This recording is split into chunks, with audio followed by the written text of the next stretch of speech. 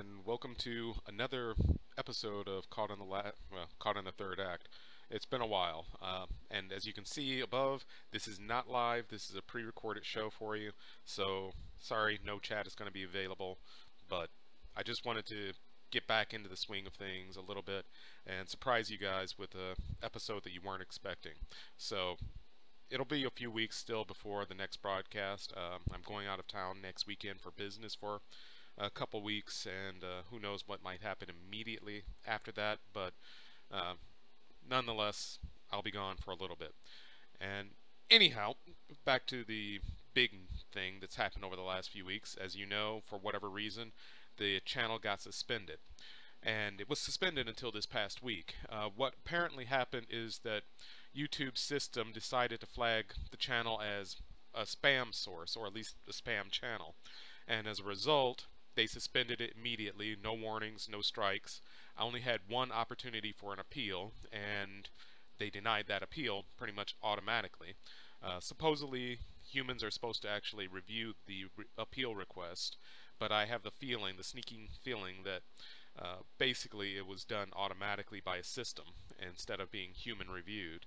And ultimately, as a result, the channel stayed suspended, and it was all attempts to get it resurrected were ignored, and you only get the one appeal. So what happened? What allowed me to get back? Well, to say that I have a few friends at Google is an understatement, and it's not entirely true. I'm not going to go into it right now to explain it, but let's just say I have access to systems that systems and services and an appeals process that other people don't generally have access to. I may go into it later or privately if you ask really nicely, but I don't really want to on channel. It's not relative. Nonetheless, I went through that process and got the channel resumed or resurrected. So I'm back. Hopefully won't get suspended again, and I'm going to do what I can, if I can do anything at all, to try to help other people who get in the same situation. I'm going to raise a few complaints with people I know and have access to, so it's unfair, but I'm back. That's all that I really care about right now. But anyhow, what I'm going to do today is just probably be an abbreviated episode, not very long, maybe half an hour or so. I'm going to work on Another World. It's been a while since I've worked on it. Last few broadcasts have all been about I've been working on Another World for the last few broadcasts. I'm actually going to work on the first taste today, which means I actually have to pull up the proper one. Even I got confused there for a bit. But nonetheless, I'm going to hopefully just get back down to work and get back in the swing of things. And I hope you'll stick around. Drag a few friends into it as well. So hang on one moment while I actually pull up the proper file. And away we go. So, like I said, this is a recorded broadcast, so there was no point in having the chat. So we'll stick with the basics here. You know, my little window here, the actual document, links, that sort of thing. Alright, where were we last on the first taste here?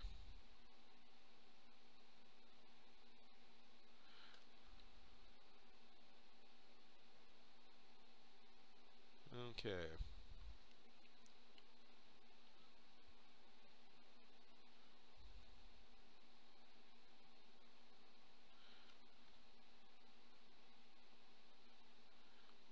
Alright, so looks like I had her receiving a new contract.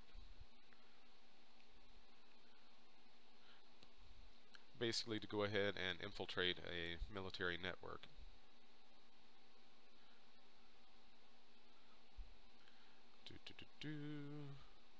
The next day, a new job appeared in her inbox. A client that she had done some less than legal work for in the past was seeking information about implementing a new botnet. Aoi didn't particularly find the contract interesting. Botnets were too much trouble to build, maintain, and keep secret. She felt that the best way to cause the kind of havoc that botnets were usually used for was to keep silent and go unnoticed. They're clumsy, she thought. Let me italicize that. But the targets and the purpose of the botnet was interesting. Military networks around the globe, including those in the United States, the new Russian monarchy, China, and the latest nuclear power, South Africa. While the bigger countries still maintained nuclear weapons, their real state-of-the-art weapons were mass drivers, essentially giant, nearly indestructible, highly dense spears placed in orbital satellites that could be deployed in seconds and destroy large targets with pinpoint precision, without any of the radioactive fallout. Only the big three superpowers had actively placed such weapons in a ready state of use. Ready to use state. Whatever. Apparently I can't read today either. Assholes, she thought. When are they going to get over themselves and just learn to get along? Her response was short and to the point. Botnets are stupid, but we'll research network infiltration points for project. My price is half bounty. Deal? She knew she'd be receiving a payment before she clicked the send button on the message. The client was always desperate for any help they could get, and wouldn't turn down the level of data that she could provide.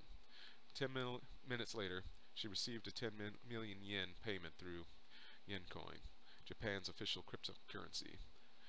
The currency hadn't even been verified yet when she started the conversion process to actual currency. The vulnerability weighed too heavily on her to leave. Leave it exposed.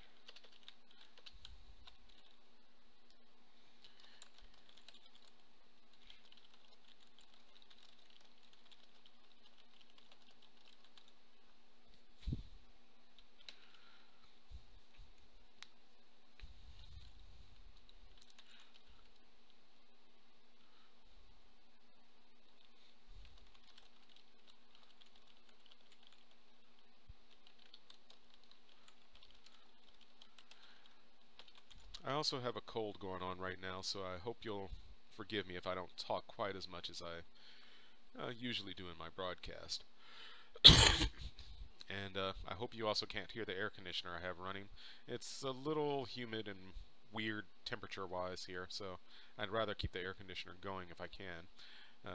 I'm going to listen to this broadcast to see if you can actually hear the air conditioner before I upload it. So hopefully it won't be too audible.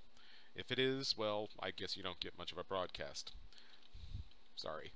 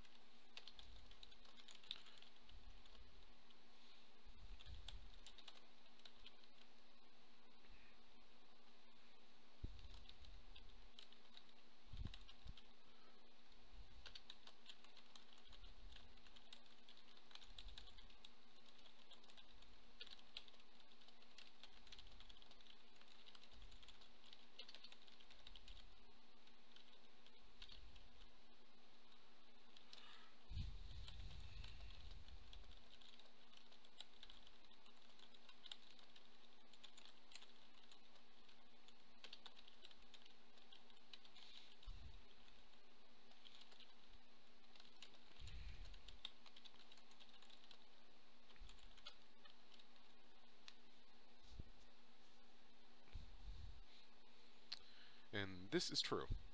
Basically, the way the internet works, as it's worked from the beginning, is that you have one of two types of uh, communication packets directed to open ports on any given IP address in order to provide a service. So web browsers communicate typically on port 80 and 443, although they can communicate on other ports depending on the service and what they're trying to do.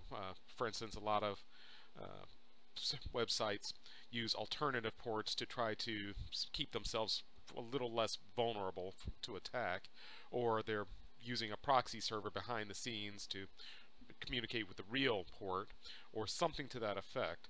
And they move the ports around. They usually will keep port 80 available for the initial contact and then redirect you to a particular port somewhere else on their server. It's just to make sure that essentially anybody who's trying to reach them can reach them, but then they don't do business on that particular port. That may be a firewall that's initially handling that transaction, or maybe something else, a proxy server or the web server itself, and then handing off to a different web server behind the scenes. But not always. Nonetheless, those ports what make any particular software or server vulnerable.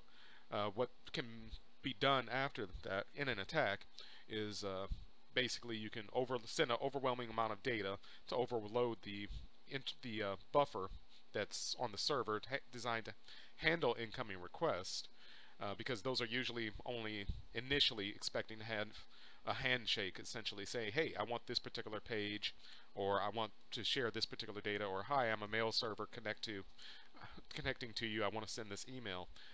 But you could, hypothetically, and what happens a lot of times is just in that initial handshake, just dump a lot of data in, and that causes buffer overrun if the server isn't designed to handle too much data. And in a buffer overrun situation, that can trigger, if you know what you're doing, code to be that's part of that data that you just sent in, that bulk data, to automatically be executed if you know what you're doing and if that particular program is vulnerable. There's been a lot of work towards eliminating buffer overrun situations, but they're still out there, especially in a lot of the older software. And so that's something that I feel conceptually will never go away. It's always going to be a vulnerability. It's always going to be there because there's always software being developed that's just meant to be very quick. I'm just doing this as a one-off situation, and then somehow, some way along the lines, it evolves into a bigger deal than it originally was, and so they never go back necessarily and fix that vulnerability because it wasn't considered a vulnerability when it was developed.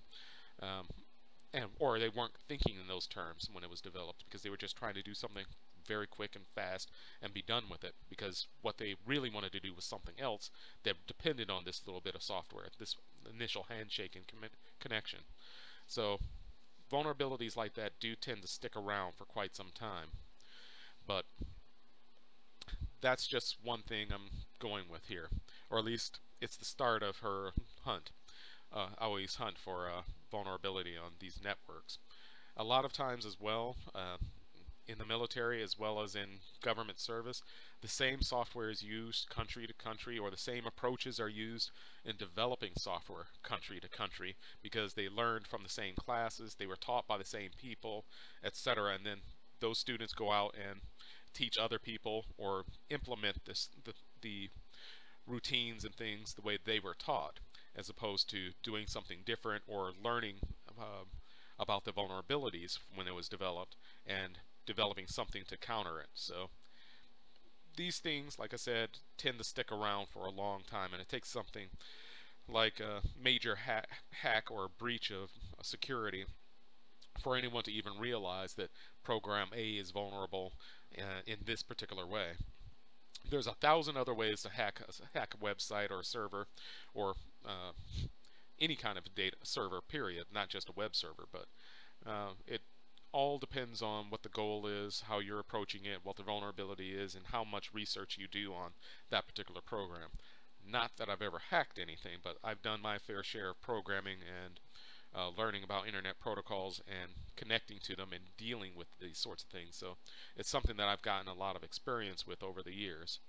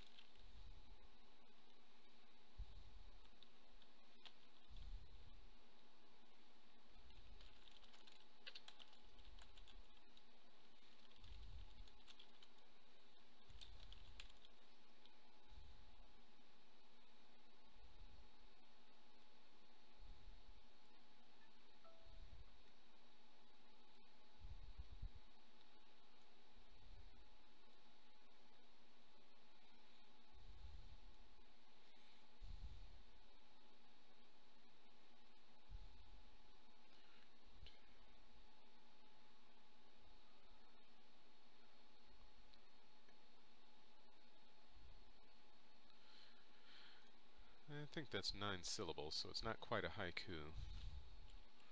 I didn't think it would be, but still.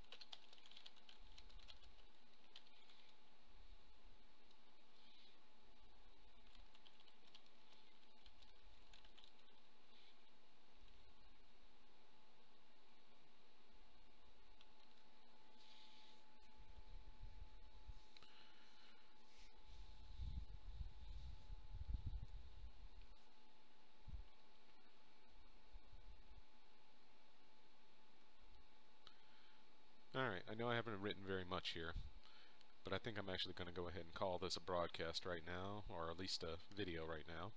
I'm intending this to upload on July 28th, next weekend, so hopefully you'll be nice and surprised, and I hope you enjoy what little there was here and comment on it and give me some direction, give me some ideas, come on! Anyhow, thanks for watching, and again I apologize for the outage, and I apologize for the shortness of this particular video, but I think I need to go lay down, so I'm going to go do that. You take care, and I hopefully will see you soon. Bye.